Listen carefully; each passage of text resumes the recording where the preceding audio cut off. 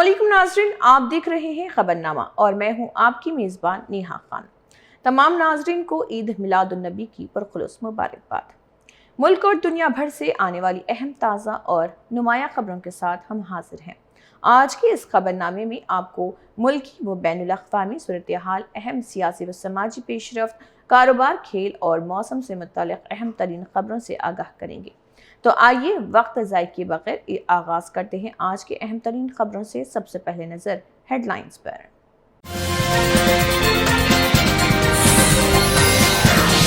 वज़ीर आज़म नरेंद्र मोदी की मुसलमानों को मिलादुन्नबी की मुबारकबाद। मोदी ने नबी करीम सल्लल्लाहु अलैहि वसल्लम की विलादत बासादत के मौके पर नेक ख्वाहिशात का किया इज़हार।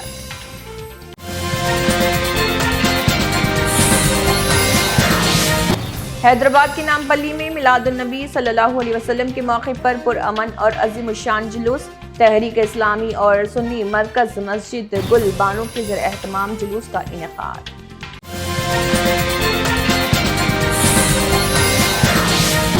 गांधी भवन में प्रजालतु मुखामुखी प्रोग्राम। वी हनुमंत राव की शिरकत। अवाम के मसाइल बराह रास्त सुने, मुतल्लिका हुकाम से फौरी हल की हिदायत।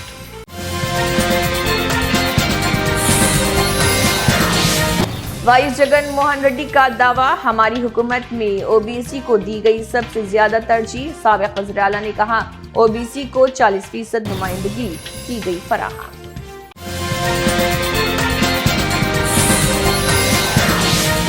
बीफ पाबंदी की वकालत पर असदुद्दीन ओवैसी का हुकूमत पर सख्त हमला। कहा, बीफ पर पाबंदी की बात लेकिन डॉलर्स के लिए बरामदात जारी। और अब खबरों की तफसील। हैदराबाद के गांधी भवन में अवामी मसाइल के हल के मकसद से प्रजालतु मुखामुखी प्रोग्राम का इनेकाद किया गया। इस प्रोग्राम में हुकूमती मुशीर वी हनुमंत राव ने शिरकत करते हुए अवाम से बराह रास्त मुलाकात की और उनके मसाइल सुनी। उन्होंने अवामी शिकायत को मुतल्लिका अफसरान के इल्म में लाने और मुख्तलिफ महकमों के दरमियान बेहतर तालमेल के जरिए मसाइल को जल्द हल करने की हिदायत दी। प्रोग्राम का मकसद अवाम को अपनी शिकायत बराह रास्त हुकाम तक पहुँचाने और उनके फौरी अजाले के लिए मौसर इक़दाम करना है। तेलंगाना असम्बली में रुकन असम्बली पेद्दी कौशिक रेड्डी के मुबैना गैर अखलाकी रवैये का मामला एथिक्स कमेटी के सामने पहुँच गया है। असम्बली सेक्रेटरी तिरुपति की जानिब से जारी खत के मुताबिक 29 अगस्त 2026 को सुबह 11 बजे असम्बली की कमेटी हॉल नंबर 1 में इजलास मुनक़िद होगा।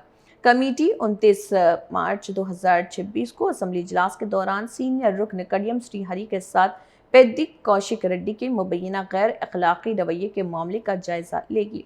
कमेटी मामले की तहकीकात के बाद ज़रूरी कार्रवाई के लिए अपनी सिफारिशात पेश करेगी।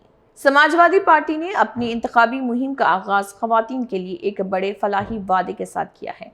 पार्टी की रुकन पार्लियामेंट डिम्पल यादव ने स्त्री सम्मान समृद्धि योजना का ऐलान करते हुए कहा है कि खवातीन को माशी खुदमुख्तारी, तालीम और रोजगार के मौके फराहम करना इस स्कीम का मकसद है। डिम्पल यादव के मुताबिक खवातीन को सालाना 40,000 रुपये की माली इमदाद दी जाएगी और इस रकम में हर साल इजाफा किया जाएगा। समाजवादी पार्टी का कहना है कि ये इक़दाम खवातीन को बाइख्तियार बनाने और उन्हें मौशी तौर पर खुद कफील बनाने की सिमत एक अहम कदम होगा। पीडीए में आधी आबादी के रूप में शामिल हर स्त्री का सम्मान और समृद्धि हमारा संकल्प है।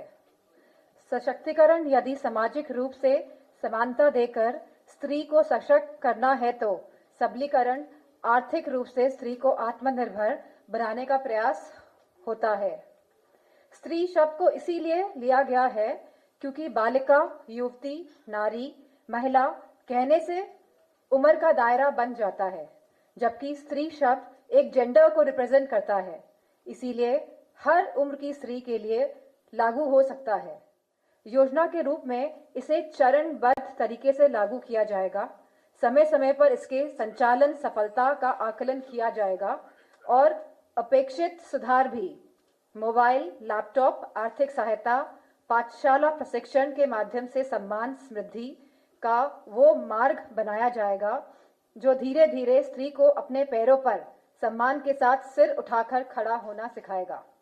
पीडीए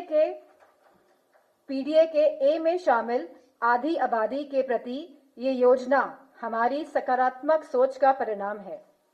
वाईएसआरसीपी के सरबराह और आंध्र प्रदेश के साबिक वज़ीर आला वाईएस जगन मोहन रेड्डी ने ओबीसी तबकात के हवाले से बड़ा दावा किया है। उन्होंने कहा है कि उनकी हुकूमत के दौर में ओबीसी तबकात को अवलीन तरजीह दी गई और उन्हें 40% नुमाइंदगी फराहम की गई। जगन मोहन रेड्डी ने कहा है कि उनकी हुकूमत ने ओबीसी तबकात की सियासी और समाजी नुमाइंदगी बढ़ाने के लिए इक़दाम किए। उनके इस बयान के बाद रियासत में ओबीसी नुमाइंदगी और सियासी पॉलिसियों को लेकर बहस एक बार फिर तेज हो गई। స్థానిక సంస్థల్లో బీసీలకు రిజర్వేషన్ల అంశం నిజంగా 2019లో మేము వచ్చిన తర్వాత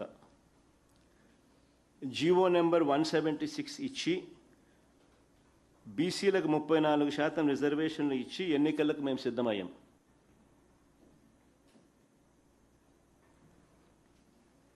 కానీ చంద్రబాబు నాయుడు గారు తన పార్టీ నాయకుడు తన గవర్నమెంట్లో అప్పట్లో ఏపీ స్టేట్ ఎంప్లాయ్మెంట్ గ్యారంటీ కౌన్సిల్లో అప్పటి సభ్యుడు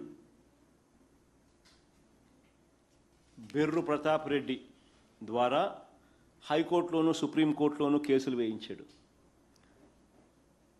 సుప్రీంకోర్టు ఆదేశాల మేరకు రిజర్వేషన్లు 50% దాటకూడదు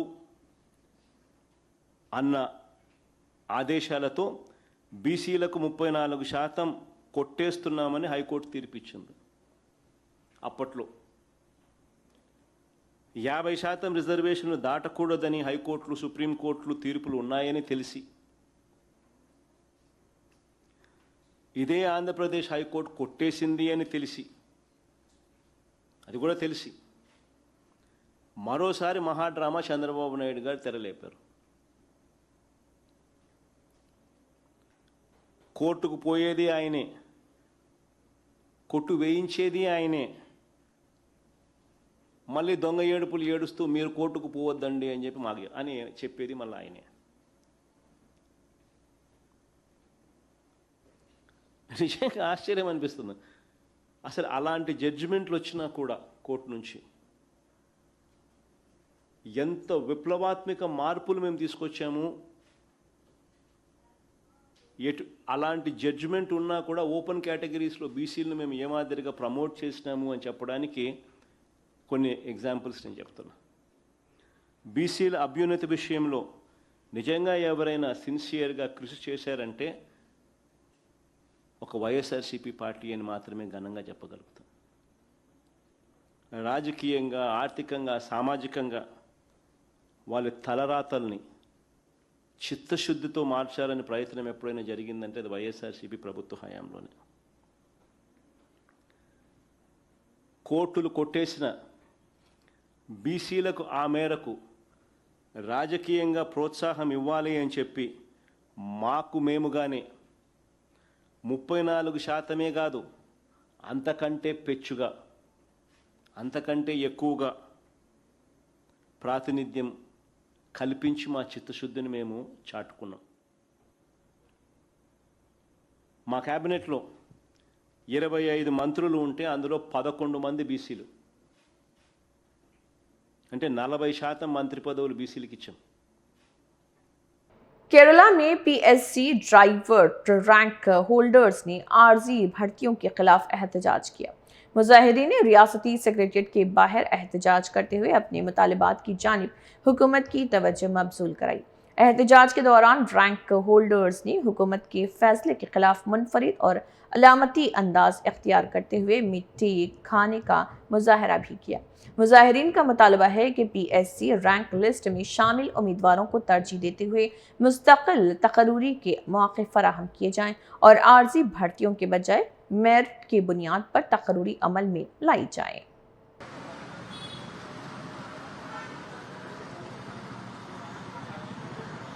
അജ്മൽ എന്നാണ്. അപ്പോൾ ഞങ്ങൾ ഡ്രൈവർ റാങ്ക് ഹോൾഡേഴ്സാണ്. അപ്പോൾ ഞങ്ങളുടെ കാര്യം എന്ന് പറയുന്നത്, അപ്പോൾ 2023 വന്ന ഒരു PNDRD ഉത്തരവുണ്ട്. അപ്പോൾ ആ ഉത്തരവ് പ്രകാരം വണ്ടി ഇല്ലെങ്കിൽ വേക്കൻസി റിപ്പോർട്ട് ചെയ്യേണ്ടെന്നാണ് സർക്കാർ പറയുന്നത്. വണ്ടി ഇല്ല എന്ന് പറയുമ്പോൾ തന്നെ പല വകുപ്പിലും വണ്ടികളുണ്ട്, പക്ഷെ ആ വണ്ടികളെല്ലാം ഓടുന്നത് താൽക്കാലിക ഡ്രൈവർമാരാണ്. അപ്പൊ ഞങ്ങളുടെ ഈ വേക്കൻസികൾ ഞങ്ങളെ എടുക്കണം എന്ന് പറഞ്ഞുകൊണ്ടാണ് ഞങ്ങള് സമരം നടത്തുന്നത്. അപ്പോ ഇതിലെ ഏറ്റവും വലിയ പ്രശ്നം എന്ന് പറയുമ്പോൾ വണ്ടിയുണ്ട്, എല്ലാ ഡിപ്പാർട്ട്മെന്റിലും വണ്ടിയുണ്ട്. ഉദാഹരണത്തിന് മോട്ടോർ വാഹന വകുപ്പിൽ തന്നെ 88 താൽക്കാലിക ഡ്രൈവർമാരാണ്. അതായത് മൊത്തം ഉള്ള 176ഓളം വേക്കൻസികളിൽ 88 പേരും താൽക്കാലികക്കാരാണ്. അപ്പൊ ഈ താൽക്കാലികക്കാർ ജോലി ചെയ്യുന്ന വേക്കൻസി ഞങ്ങൾക്ക് തരികയാണെങ്കിൽ ഞങ്ങൾക്കത് ആശ്വാസമാവും. ഇതാണ് നമ്മുടെ ഏറ്റവും വലിയ ഒരു ഇത്. മോട്ടോർ വാഹന വകുപ്പ് മാത്രമല്ല, പഞ്ചായത്ത് തിരുവനന്തപുരം ജില്ലയിൽ മാത്രം 20 പഞ്ചായത്തുകളിൽ സാങ്ഷൻഡ് പോസ്റ്റ് ഇല്ല. അവിടെയെല്ലാം സർക്കാരാണ് ശമ്പളം കൊടുക്കുന്നത്, സർക്കാർ വാഹനങ്ങളും ഉണ്ട്. പക്ഷേ സാങ്ഷൻഡ് പോസ്റ്റ് 20 പഞ്ചായത്തുകളിലില്ല. അപ്പൊ ഈ പോസ്റ്റുകൾ സാങ്ഷൻഡ് ആക്കിയെങ്കിലും തരണം. വണ്ടിയില്ല എന്ന കാരണം പറഞ്ഞ് നമുക്ക് തരാതിരിക്കുമ്പോൾ ഈ പോസ്റ്റുകൾ സാങ്ഷൻഡ് ആക്കി തന്നാൽ ഞങ്ങൾക്ക് പിന്നെയും ഒരു ജോലി കിട്ടാനൊരു സാധ്യതയുണ്ട്. അപ്പൊ ഇതൊക്കെയാണ് ഞങ്ങളുടെ ആവശ്യങ്ങൾ. ഒന്ന്, വിവാദ സർക്കുലർ പിൻവലിക്കുക എന്നതാണ് നമ്മുടെ ഒന്നാമത്തെ ആവശ്യം. പിന്നെ എല്ലാ ഡ്രൈവർ തസ്തികകളും സ്ഥിരം തസ്തികകളാക്കി മാറ്റുക. സർക്കാർ ശമ്പളം കൊടുക്കുന്നുണ്ടെങ്കിൽ അത് PSC വഴി നിയമനം നടത്തുക എന്നുള്ളതാണ് നമ്മുടെ ഏറ്റവും വലിയ ആവശ്യം. कर्नाटक के साबिक वज़ीर आला सिद्धरामैया ने आइंदा इंतखाबात में हिस्सा न लेने का ऐलान किया है। एक तकरीब में मौजूद लोगों की जानिब से उन्हें पार्लियामेंट का इलेक्शन लड़ने की अपील के बाद सिद्धरामैया ने कहा है कि वो अगला इंतखाब नहीं लड़ेंगे, ताहम फाल सियासत में अपना किरदार जारी रखेंगे। उन्होंने दाखिली रिजर्वेशन की हिमायत करते हुए कहा कि वो हमेशा समाजी इंसाफ के साथ खड़े रहेंगे। सिद्धरामैया के इस बयान को रियासती सियासत में एक अहम सियासी पैगाम के तौर पर देखा जा रहा। ಕಾಳಜಿ ಇಲ್ಲ, ಬಿಜೆಪಿ ರಾಜಕೀಯ ಮಾತಾಡಬಾರ್ದು ಅಂತ ಇದ್ದೀನಿ. ಅವ್ರ ವಿರೋಧ ಇದ್ದಾರೆ ಬಿಜೆಪಿ ಮನುವಾದಿಗಳು.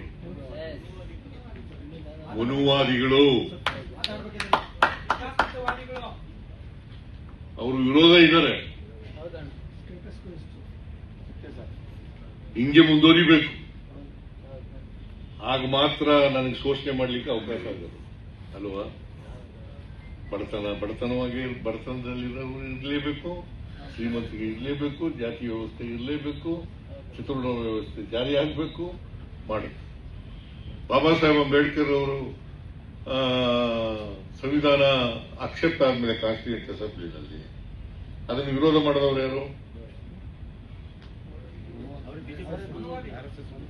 ಮನುವಾದಿಗಳೆಲ್ಲ. ಬಂದ ತಕ್ಷಣ ಎಂಥದ್ದು ಎಂಥದ್ದು ಗಾರ್ಡ್ ಒಂದು ಪತ್ರಿಕೆ ಬಂದಿದೆಯಲ್ಲ, ಯಾವುದು ಇಂಗ್ಲಿಷ್ ಪತ್ರಿಕೆ,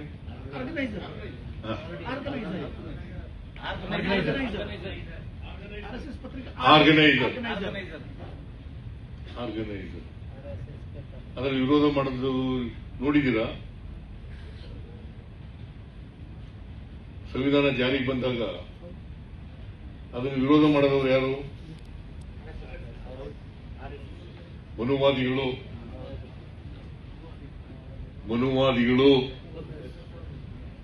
ಮನುಸ್ಮೃತಿ ಫಾಲೋ ಮಾಡಿದವರು ಯಾರು? ಮನುವಾದಿಗಳು.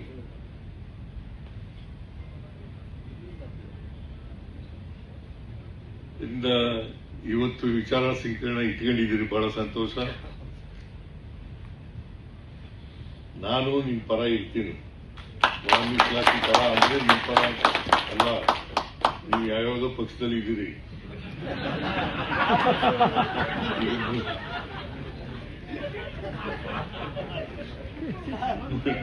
ಮಾಸಂದ್ರೆ ಮುನಿಯಪ್ಪ ಹಾಗಂತೇಳಿ ನಾನು ಅವ್ರ ಜೊತೆ ಇರಕ್ಕಾಗಲ್ಲ.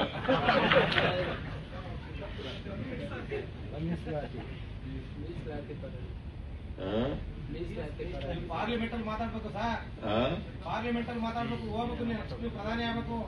ಯಾರು? ನಾನು ಮುಂದಿನ ಎಲೆಕ್ಷನ್ಗೆ ನಿಲ್ಲಲ್ಲಯ್ಯ, ಆದ್ರೆ ಸಕ್ರಿಯ ರಾಜಕಾರಣದಲ್ಲಿ ಇರ್ತೀನಿ.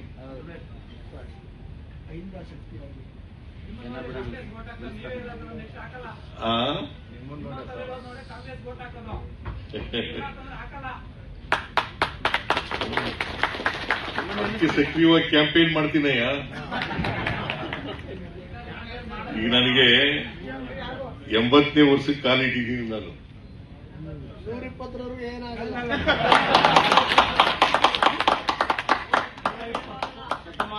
80ನೇ ವರ್ಷಕ್ಕೆ 79 ತುಂಬಿ 80ನೇ ವರ್ಷಕ್ಕೆ ಕಾಲೇಜಿಗೆ 28ಕ್ಕೆ ಆಗು ಸರ್ ತಾವು ಮುಖ್ಯಮಂತ್ರಿ ಒಂದು ಕರ್ನಾಟಕ ಮಾಡ್ತಾ ಇದ್ದಾರೆ ನೋಡೋಣ.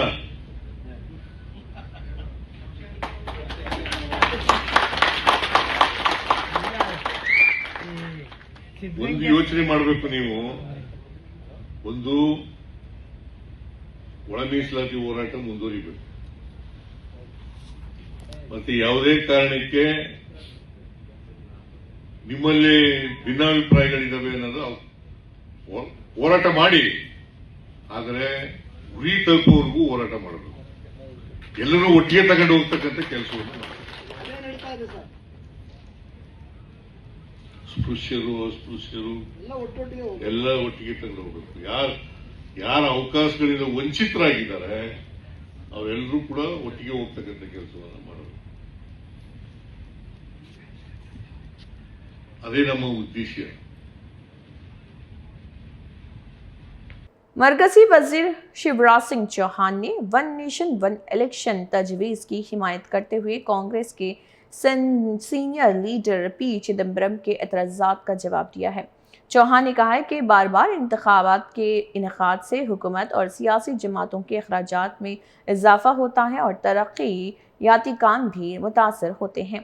पी चिदम्बरम ने इस तजवीज़ को आईनी तौर पर नामुनासिब करार देता और जिस पर शिवराज सिंह चौहान ने अपने मौक़िफ़ का दिफा किया। उन्होंने कहा है कि बार बार होने वाले इंतखाबात के बजाय एक साथ इंतखाबात का निज़ाम मुल्क में तरक्याती सरगर्मियों को मज़ीद मुयस्सर बनाने में मददगार साबित हो सकते हैं। मैंने चिदम्बरम जी का वो बयान पढ़ा कि एक राष्ट्र एक चुनाव असंवैधानिक है और इसको लागू करने का कांग्रेस का जमीर इजाजत नहीं देता। आप किस जमीर की बात कर रहे हैं? एक राष्ट्र एक चुनाव 1952 में होता रहा, लोकसभा विधानसभा के चुनाव 57 में चुनाव साथ हुए, 62 में चुनाव साथ हुए, 67 में चुनाव साथ हुए। बाद में असंवैधानिक तरीकों से कांग्रेस ने निर्वाचित विरोधी सरकारों को गिराने का षड्यंत्र किया। उसके बाद यह व्यवस्था बिगड़ी।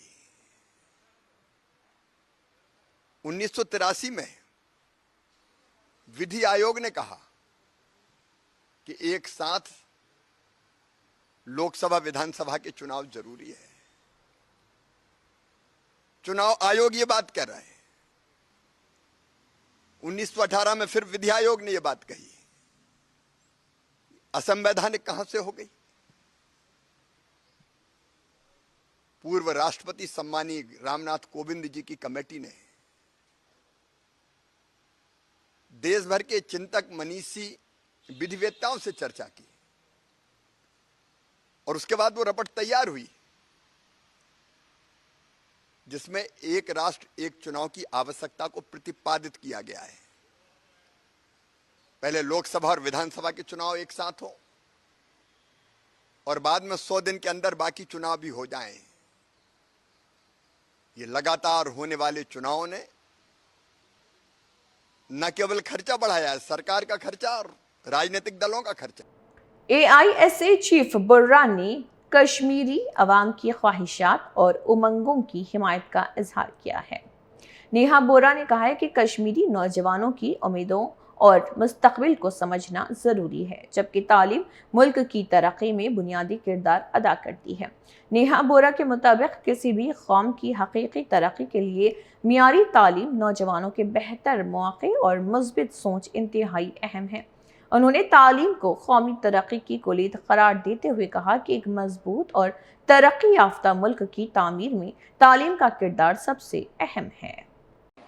We stand with the democratic aspirations of the people of Kashmir, and on that manner I think you will have to clear your stand on what the people of Kashmir are wanting, because the BJP says that Kashmiri people are very happy with the BJP and are welcoming it. But you are saying they're demanding azadi. So I would really like to know what it is actually. You'd have to clarify it. I was saying that, because you were talking about education. And education in our country is education itself is such a taboo thing. Not to be allowed to certain sections of the society. Not to be allowed, they should not have access to it. Because that is also a way of withholding power in this society. I am educated, so I will continue to withhold power. You will not get access to education, and we will make institutions that ensure that you stay out of education so that you also stay out of power. So education has a lot to do with social disparities in countries. And in a country so deeply unequal in so many different fronts, it is all the more important for us to invest in education. And education for all, actually.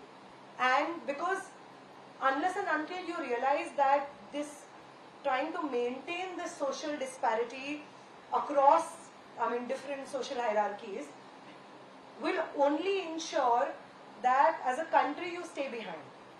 Beef पर पाबंदी के मामले को लेकर मजलिस Ittehadul Muslimeen chief Asaduddin Owaisi ने हुकूमत को निशाना बनाया। असदुद्दीन ओवैसी ने सवाल उठाया कि एक तरफ बीफ पर पाबंदी की वकालत की जाती है, जबकि दूसरी तरफ भारत से बड़े पैमाने पर बीफ की बरामदात जारी हैं। उन्होंने इल्ज़ाम लगाया कि इस मामले के पीछे माशी मफादात और डॉलर्स कमाने की कोशिश और कारफरमा है। ओवैसी के इस बयान के बाद बीफ पॉलिसी, बरामदात और हुकूमत के मौक़िफ़ को लेकर सियासी बहस एक बार फिर तेज हो गई। अच्छा, अब तो बोल रहे मच्छी भी नहीं खाना।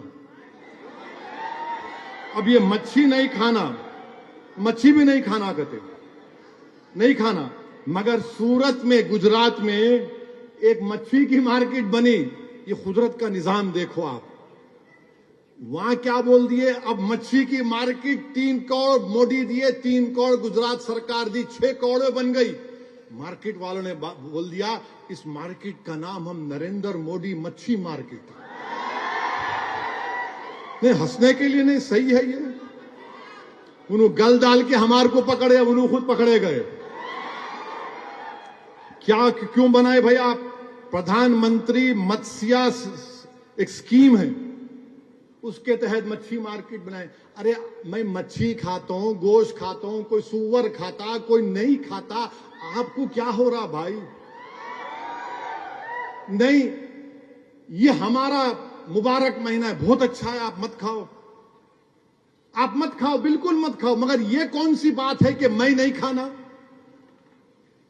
अच्छा, हैरत की बात क्या है मालूम आपको?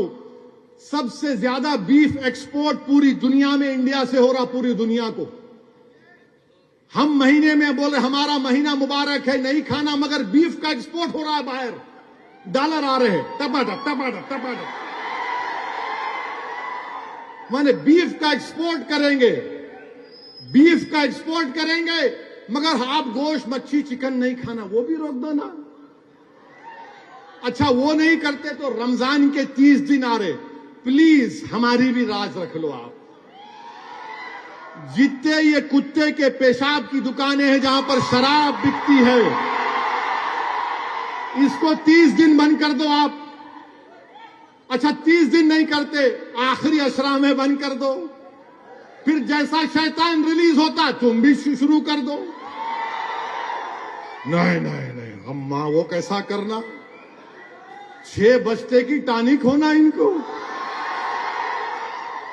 नहीं तो दीवाने हो जाते हैं लोग। जब मैं बोलता हूं तो हमारे एक दोस्त बोले कि तुम्हारे को नशा नहीं आता? मैं आता मेरे को। बोले कैसा आता? जब मोहम्मद सल्लल्लाहु अलैहि वसल्लम का नाम ज़बान पे आता। मिलादुन नबी सल्लल्लाहु अलैहि वसल्लम के बाबरकत मौके पर हैदराबाद के नामपल्ली इलाके में एक अजीम शान और पुरअमन जुलूस निकाला गया।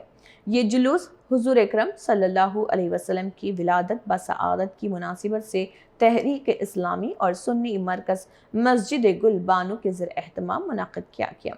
जुलूस में बड़ी तादाद में लोगों ने शिरकत की और हुजूर अकरम सल्लल्लाहु अलैहि वसल्लम से अपनी मोहब्बत व अक़ीदत का इजहार किया।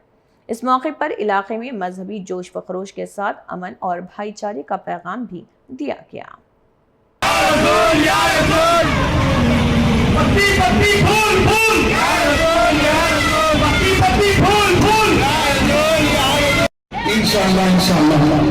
अल्हम्दुलिल्लाह ये जुलूस हुजूर की मोहब्बत का जुलूस है, ये सियासी मुस्लिम है, ये रसूलुल्लाह सल्लल्लाहु अलैहि वसल्लम का जुलूस है। इन पे जो झंडे हैं ये झंडे ये इसी मुल्क में इसी शहर में नहीं बल्कि ये झंडे ऐसे हैं ये पूरी दुनिया में झंडे चलते हैं। मेरे नबी का झंडा पूरी दुनिया में है।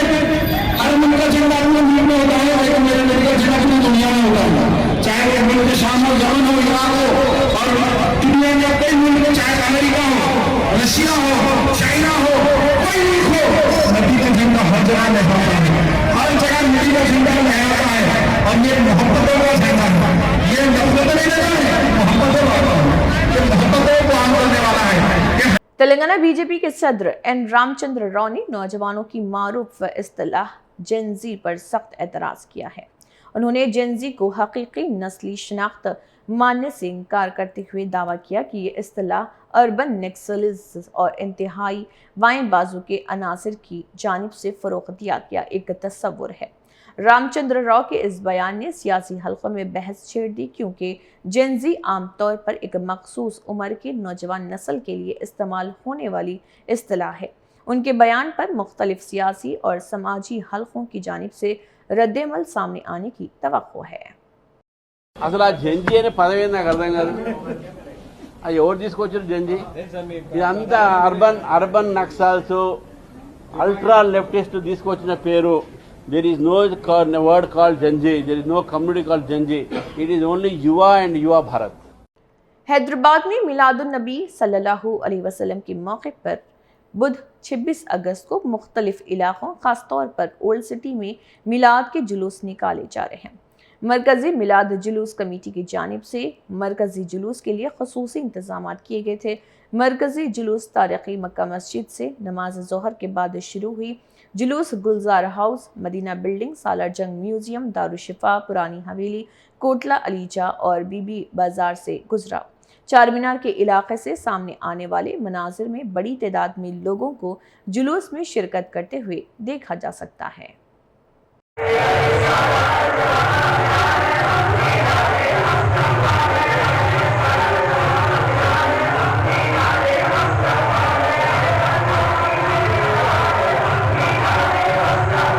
हिंदुस्तान के वज़ीर आज़म नरेंद्र मोदी ने मिलादुन नबी सल्लल्लाहु अलैहि वसल्लम के बाबरकत मौके पर मुल्क की तमाम मुसलमानों को मुबारकबाद पेश की है।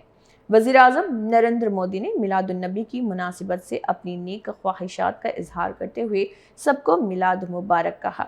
उन्होंने इस मुक़द्दस मौके पर अमन, भाईचारे और खुशहाली की दुआ की और लोगों के लिए नेक तमन्नाओं का इजहार किया। वज़ीर आज़म की जानिब से मिलादुन नबी सल्लल्लाहु अलैहि वसल्लम के मौके पर दी गई मुबारकबाद पर मुख्तलिफ हलकों की जानिब से रद्देमल सामने आ रहे हैं। तेलंगाना के वज़ीर आला रेवंत रेड्डी ने मिलादुन नबी सल्लल्लाहु अलैहि वसल्लम की बाबरकत मौके पर रियासत के तमाम मुसलमानों को दिली मुबारकबाद पेश की है। वज़ीर आला तेलंगाना रेवंत रेड्डी ने नबी करीम सल्लल्लाहु अलैहि वसल्लम की विलादत बासआदत के मौके पर नेक ख्वाहिशात का इजहार करते हुए सबको मिलाद मुबारक कहा। उन्होंने इस मुक़द्दस मौके पर रियासत में अमन, भाईचारे, इत्तेहाद और खुशहाली की दुआ की। वज़ीर आला रेवंत रेड्डी ने कहा कि मिलादुन नबी सल्लल्लाहु अलैहि वसल्लम हमें मोहब्बत, इंसानियत और अमन के पैगाम पर अमल करने की तरग़ीब देते हैं। नाज़रीन, ये थे आज के खबरनामे की अहम और नुमायाँ खबरें। हम उम्मीद करते हैं कि आपको मुल्क और दुनिया की ताज़ा तरीन सूरत हाल से आगाही मिली होगी। मज़ीद ताज़ा खबरों और अहम मालूमात के लिए हमारे साथ जुड़े रहिए। मैं हूं नेहा खान, आपसे इजाज़त चाहती हूं। अपना ख्याल रखिए, खुश रहिए और बाखबर रहिए। अल्लाह हाफ़िज़।